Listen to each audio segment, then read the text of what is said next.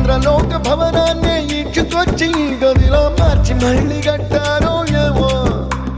మాయజాలము తెలుసు మంత్రగారడి తెలుసు రెంటి కన్న ఇది ఇంకోటేమో నీలాకాశం నేలాకొస్తే ఇట్టాగే ఉంటాదో ఏమో ఈ సంతోషం దాచాలంటే హృదయాలు ఓ వంద కావాలేమో ఇంతందంగా ఉంటుందా ఈ లోకం ఇన్నాళ్ళు ఈ మనసుకి తెలియాలేదే పాపం